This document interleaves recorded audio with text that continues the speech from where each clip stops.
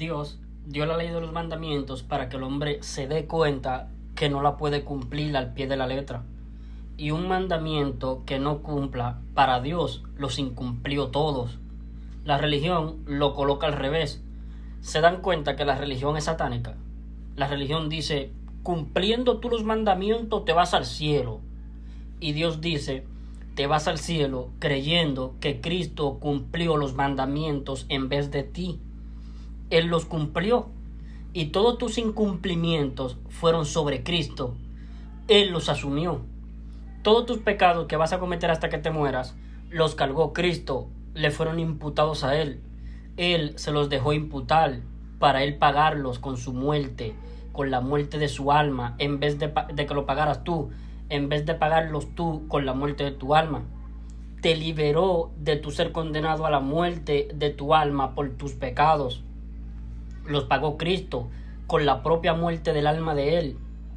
Lo que pasa es que el alma de Cristo puede morir y volver a vivir. Es inmortal. Entonces, ¿para qué Dios dio la ley de los mandamientos? Para que el hombre entienda que no tiene la facultad moral de poder cumplir al pie de la letra los mandamientos. Para eso. ¿Para qué Dios dio la ley?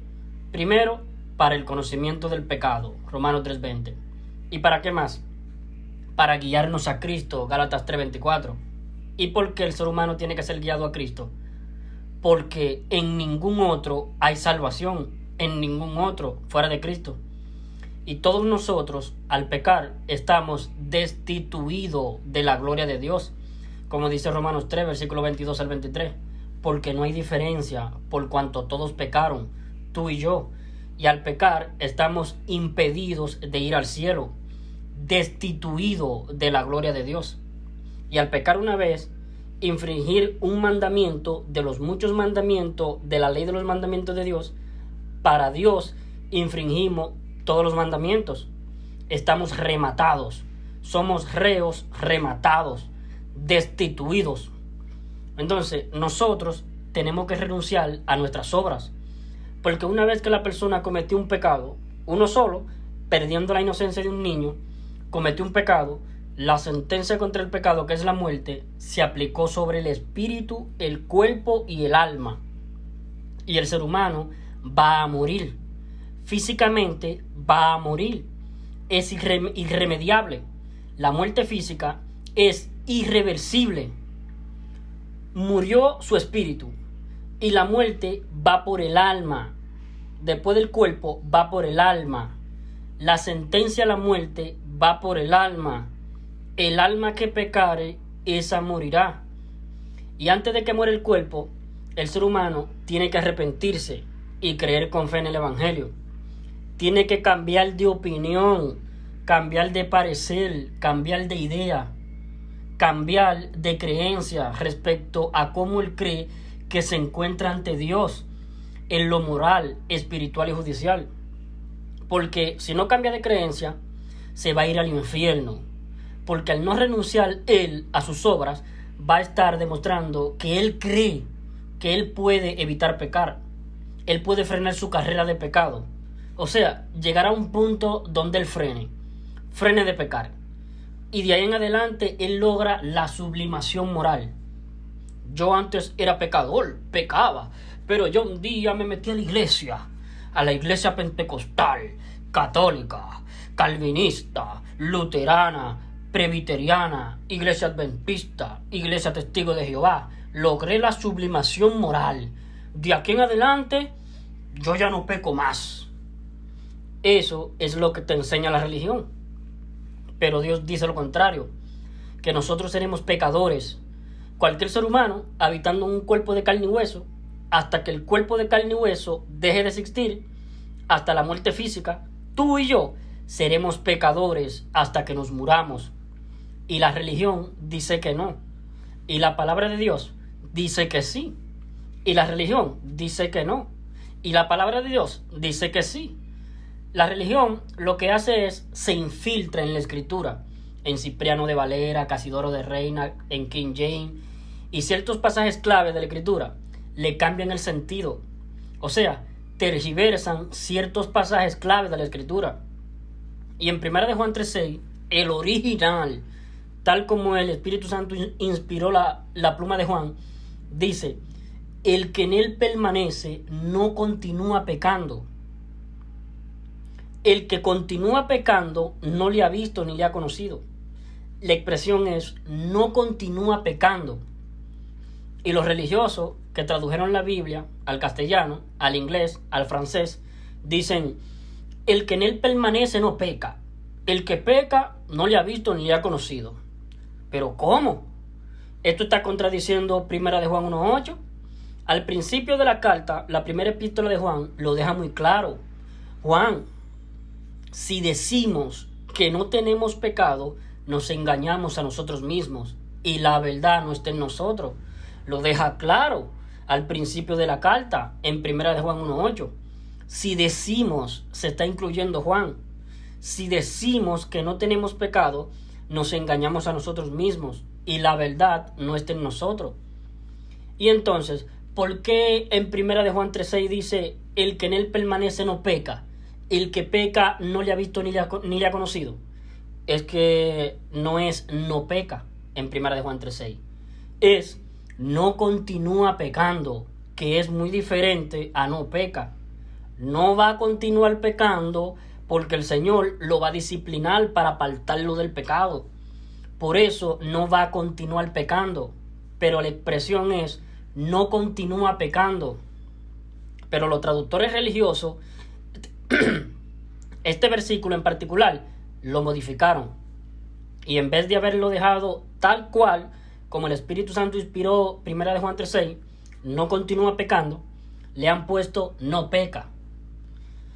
Y en 1 de Juan 3:9 dice: el que ha nacido de Dios no practica el pecado, porque la simiente de él, Cristo, en él permanece y no puede continuar pecando. Porque el que continúa pecando, practica el pecado, es del diablo. Continuar pecando, o sea, que no tenga ningún freno, que peque desenfrenadamente, que no haya disciplina para él, no haya corrección, no se contrista nada dentro de él. Y en nosotros, se contrista el Espíritu Santo al pecar. Por eso nos frena a nosotros.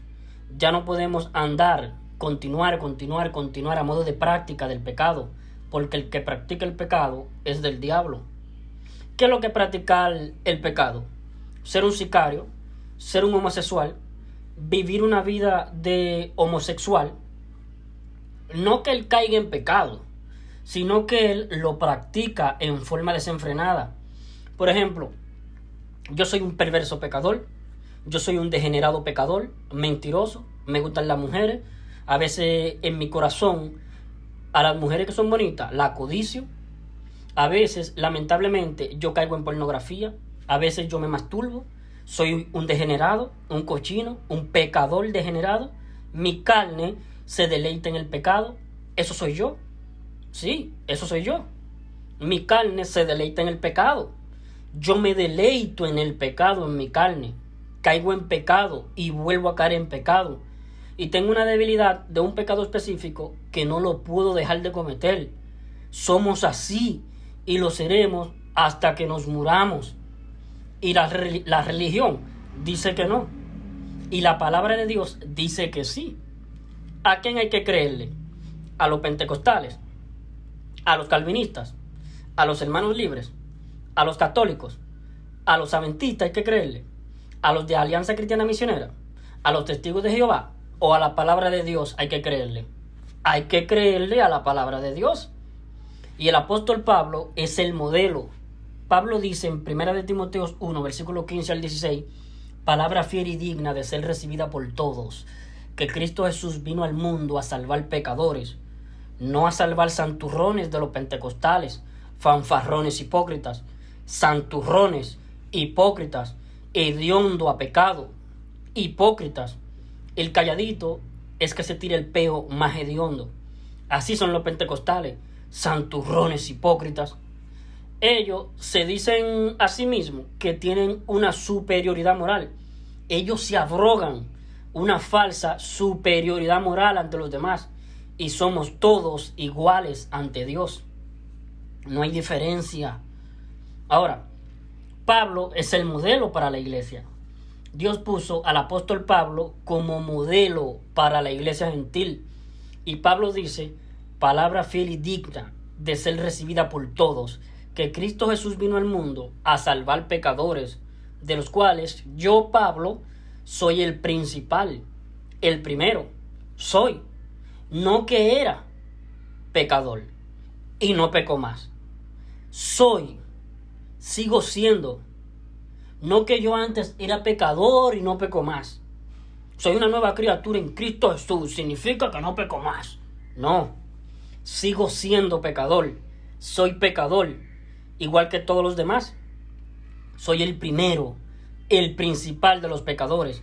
Y por esto, porque yo soy el principal de los pecadores, por esto fui recibido a misericordia. Para que Dios mostrase en mí, Pablo, el principal, el primero de los pecadores, toda su clemencia, para modelo. Los traductores han puesto para ejemplo. El original dice para modelo de los que van a creer en él, en Cristo, para vida eterna. Entonces, Dios puso al apóstol Pablo como modelo a seguir por la iglesia. Entonces, Pablo es el modelo para la iglesia. Pablo dice, sed imitadores de mí, imítenme a mí. Aunque tengáis 10,000 años en Cristo, no tendréis muchos padres, pues en Cristo Jesús, yo, Pablo, os engendré, mediante el Evangelio. Por tanto, os ruego que me imitéis. Imítenme en todo. En lo que yo siento, imítenme. En mi sentir, en cómo me siento yo, en lo que hago yo, en lo que yo no hago, en lo que yo hago, en lo que yo siento. Imítenme. Imítenme en todo. Y en Romanos 7, versículo 14 al 25, el apóstol Pablo dice, sabemos que la ley de arriba viene de arriba del cielo. Sabemos que la ley es espiritual, mas yo soy de abajo, Pablo, mas yo soy terrenal, mas yo soy carnal, vendido al pecado, porque lo que hago no lo entiendo, pues no hago lo que quiero, sino lo que aborrezco, eso hago. Y si hago lo que no quiero, ya no lo hago yo, sino el pecado que mora en mí. ¿Dónde mora el pecado, Pablo? Pablo, apóstol Pablo, ¿dónde mora el pecado? Pablo contesta, en mí. El pecado mora en mí. En mí mora el pecado. En mí. ¿Y quién era Pablo? El apóstol del Señor a la iglesia de los gentiles. Aquel que Dios puso como modelo a seguir por la iglesia. Y todos los genuinos integrantes de la iglesia de Cristo tenemos que imitar a Pablo diciendo, el pecado mora en mí. Entonces, todos estos santurrones evangélicos que nunca se atreven a decir públicamente, como lo hizo el apóstol Pablo, porque la carta a los romanos era una carta pública, de público conocimiento, públicamente el apóstol Pablo está diciendo respecto de sí, el pecado mora en mí. ¿Ha escuchado alguna vez algún religioso decir, el pecado mora en mí? Nunca lo vas a escuchar, porque no se han arrepentido para con Dios.